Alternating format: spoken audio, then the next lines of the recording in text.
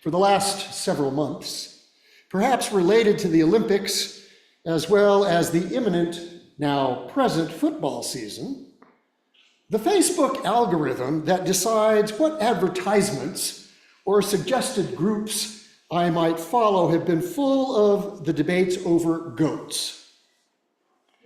No, not the relationship between billy goats and mountain goats, but rather the relative star power of athletes. Which of these is the greatest of all time? I grew increasingly annoyed by those kinds of debates, and I often found myself hitting the X to stop seeing those kinds of ads or suggestions. Whether Facebook will pay any attention to my no vote remains to be seen. The first problem I have is the impossibility of really determining goatness. That is, that athletes from different generations never got to compete against each other.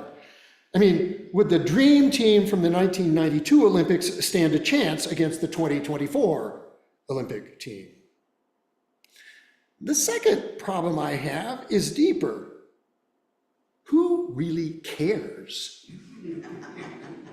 This question doesn't come from any disregard I have for athletics, but rather, in the grand scheme of things, what difference does it make?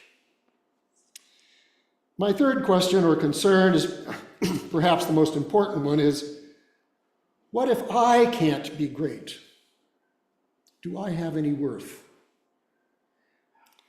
In other words, at the root of the debate about goats, for me, is a question of value. What or who is truly important? Is it what we deem great or something else? According to a 2017 USA Today article, the phrase greatest of all time can only really be traced back to 1992. To Muhammad Ali's wife, Lonnie, perhaps a candidate for Proverbs 31 greatest wife of all time, who incorporated Greatest of All Time, Inc. to consolidate and license her husband's intellectual properties for commercial purposes. And the concept, the debates grew from there. The concern about being the greatest, however, has a much longer history, as our reading from the Gospel of Mark clearly indicates. And of course, it goes much further back than that. Indeed, I think the question about greatness is a central question that Jesus addressed, both in his teaching and in his living. In last week's reading from Mark's Gospel, you may remember, his disciples asked him who the people thought he was. He asked his disciples who the people thought he, Jesus, was. The answers varied. No consensus. And so Jesus asked his closest followers who they thought he was. Peter, speaking for the group, answered, "You are the Messiah." In response to that confession, Jesus ordered them not to tell anyone about him. Why didn't Jesus want anyone to know that he was the Messiah?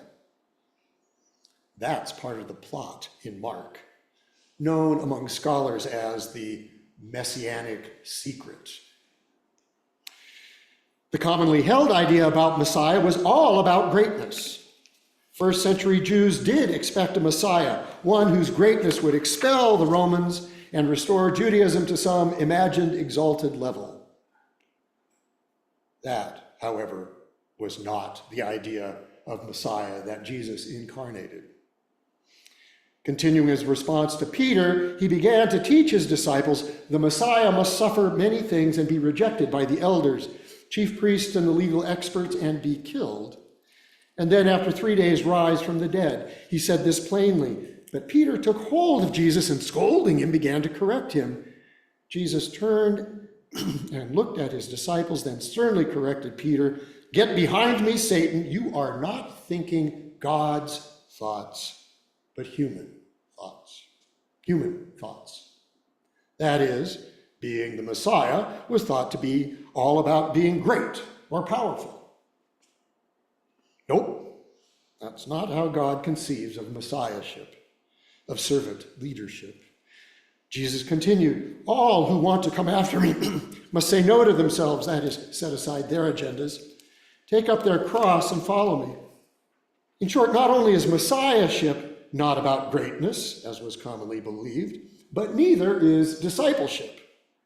It is all about something else, leaving behind self-interest for a greater good, a good that centers on those whose power is nil, whose voice is seldom heard. Jesus wanted that to be what people learned from him. And so he didn't want to be associated with the common idea of Messiah. Clearly, Jesus' followers didn't get it. So caught up as they were in the cult of greatness, the cult of Caesar, the cult of being godlike, that has plagued humanity from the beginning. We mustn't forget that Adam and Eve succumbed to its lure when the serpent beguiled them with the promise, on the day you eat from the fruit, you will see clearly and you will be like God. If that isn't a promise of greatness, I don't know what is. But Jesus' followers, like Adam and Eve, just didn't get it. Just a few days later, our reading this morning, as Jesus continued his teaching about true messiahship being related to suffering and service, his disciples got into an argument about which one of them would be the greatest in the kingdom. Was it a question of who did Jesus like most? Or was it a question about succession? Who would be the leader in Jesus' absence? Who knows? At root, it was about jockeying for pride of place, for greatness. I can only imagine Jesus' frustration at the apparent cluelessness of his followers. In response to their clear default to put power or influence at the center of attention, Jesus chooses a visual aid. He reaches for a little child, placed him among the 12, and embraced him. Then he said, whoever welcomes one of these children in my name welcomes me. And whoever welcomes me isn't actually welcoming me, but rather the one who sent me. Jesus chooses a little child, in Greek, pais, a word that can mean little child, but that can also mean a slave. Maybe the distinction isn't entirely important, or maybe it is. Neither a little child nor a slave had much inherent worth in antiquity. Children weren't the laser focus of parents as they are now. And we have no idea about how that child appeared, but it was probably not a curly-haired, just out of the bathtub cherub that illustrations of Jesus and children might suggest. No, he just chooses some random kid, maybe a ragamuffin, as his visual aid. Jesus, as we know, didn't care much about outward appearances. Those issues were unimportant. And he tells his followers, what you, faithful disciples, think is worthy of value, what you think is great, is not where God's values lie. God values and is willing to die for these. What you disciples want to put at the center is not God's focal point. Pay attention. The concerns of the kids, of the voiceless, are God's concerns, not your debates about being great. This past summer, I spent a lot of time listening to the voiceless. In my case, it was the seeming voicelessness of creation. Yes, I heard wolves howling and a murder of crows squawking, but I also heard the cries of endangered species of animals. I heard the despair of forests burned barren because of our carelessness. I heard these latter tell me that in our human species' quest for greatness, for power, domination, and wealth, we have turned away from our role as stewards.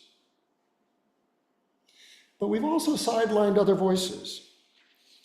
Some of you may have seen an editorial in last Wednesday's Denver Post, written by Nicole Williams of the Atlanta Journal-Constitution.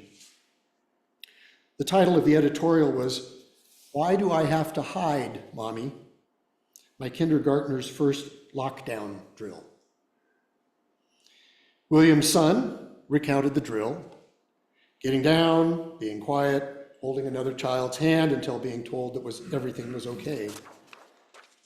Williams complimented her son on following directions and asked, "Did you feel safe?" To which he replied, "Yeah, but why do I have to hide, Mommy?"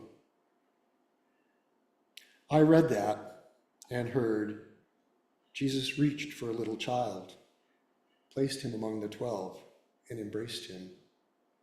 Then he said, "Whoever welcomes one of these children in my name welcomes me." Jesus, who Christianity understands to be the Messiah, the one God intended to reveal God's self completely, redefined greatness. He challenged his disciples to live out a different concept of greatness. Greatness as service, greatness as listening to and valuing the concerns of the least of these.